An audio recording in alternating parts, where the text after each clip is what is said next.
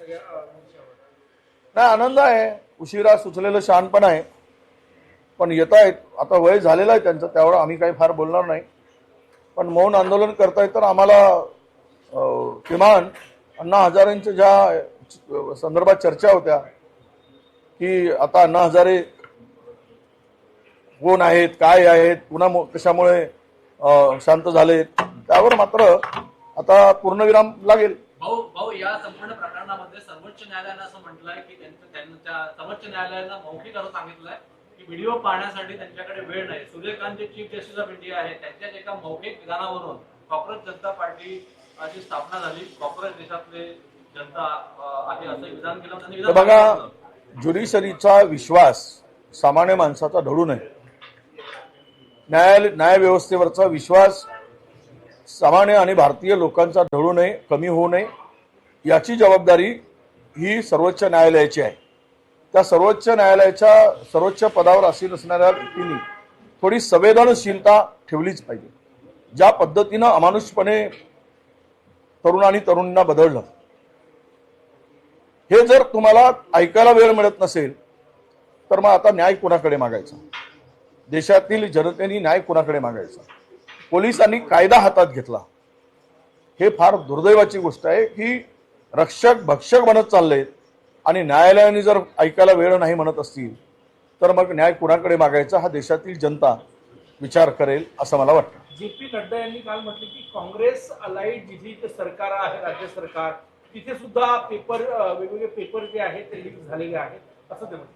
अरे बाबा, हे पेपर लीक परीक्षा घेण्याचा नीटच्या संदर्भात हा अधिकारच केंद्र सरकारचा. इतर विषय इतर काय किरकोळ गोष्टी घेऊन बसले, म्हणजे हे तुम्ही केले, आम्ही त्याच्या काळात झाले म्हणून आम्ही करतो असं म्हणायचं आहे काय?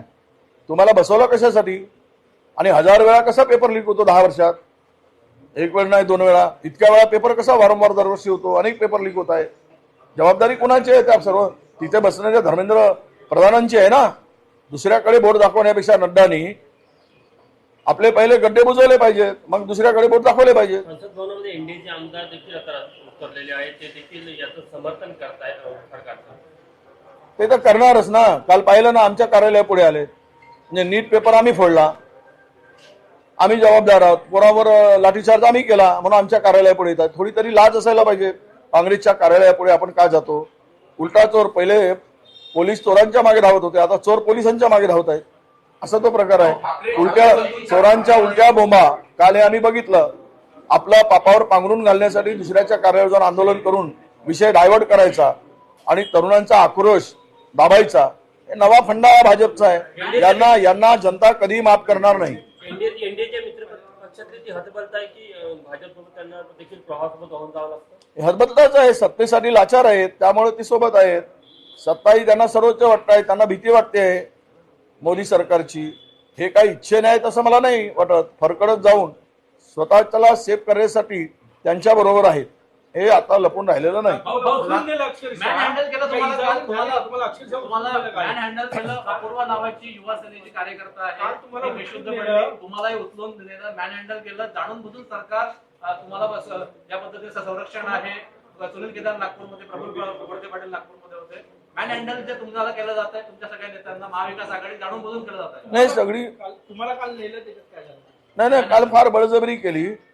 फार आम्हाला, अरे आम्ही शांततेच्या मार्गाने आंदोलन करत होतो, मार्च करत होतो विद्यार्थ्यांसाठी.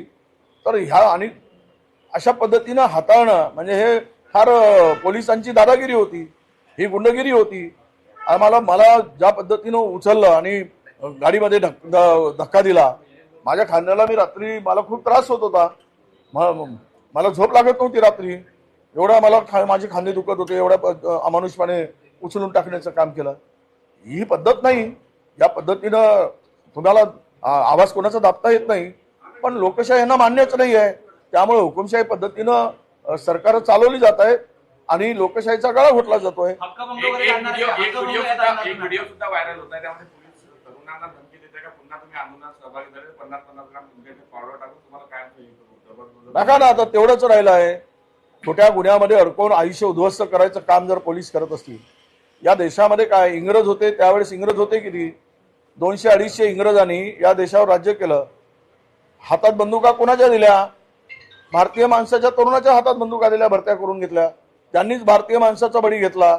जलियांवाला बागमध्ये गोळ्या घालणारे कोण होते? इंग्रज कमी होते. सुरुवात जरी इंग्रजांनी एक गोळीची केली असली तरी बाकी मारणारे तर भारतीयच होते. आता तेच आहेत सत्तेत, इंग्रजाऐवजी दुसरे बसले आहेत. बंदुका मात्र भारतीय हाताच्या माणसात आहेत, भारतीय लोकांचा बळी घ्यायसाठी. सगळ्यात महत्वाचं काल सगळं जे आंदोलन झालं तितके सुद्धा आज मिळालं की मतभेद विसरून सगळ्यांनी एकत्रित, विरोधकांनी एकत्रित येऊन सगळं आंदोलन करावं.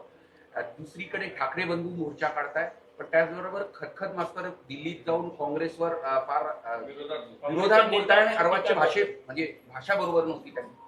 नाही, त्याची भाषा काही कोणाला पटली नाही. राहुल गांधीच्या मागे देश उभा आहे, पण त्याला ज्या भाषेत तो बोलला ते चुकीचं आहे. त्याचं समर्थन, त्याच्या कमेंट्स बघा खाली, त्याची ऐशी तैशी केलेली आहे त्या मास्तरची. आणि तुला काय, तू सत्तेला बोल ना, आमच्या हातात काय आहे. आणि काय ते दुसऱ्या पार्टीचा, आमच्या पक्षाचा राहुलजी आदेश किंवा आमचे प्रदेशाध्यक्ष देतील किंवा आमचे राष्ट्रीय अध्यक्ष देतील त्या पद्धतीनं आमचे नेते काम करतात. एवढी साधी अक्कल जर त्याला नसेल तर काय बोलायला गरज. ठाकरे बंधूंचा मोर्चा आहे मोठा 26 तारखेला. प्रिव्हिलेज आहे, हक्क प्रिव्हिलेज तुम्हाला आहे. हक्कभंग वगैरे तुम्ही आणणार आहे का? मॅन हँडल नेत्यांना ज्या पद्धतीने करण्यात आलं, प्रिव्हिलेज हक्कभंग तुम्ही आणणार आहे नाही का? यार. शरद पवार लोकशाही मराठी ऐका, पहा, जागरूक रहा.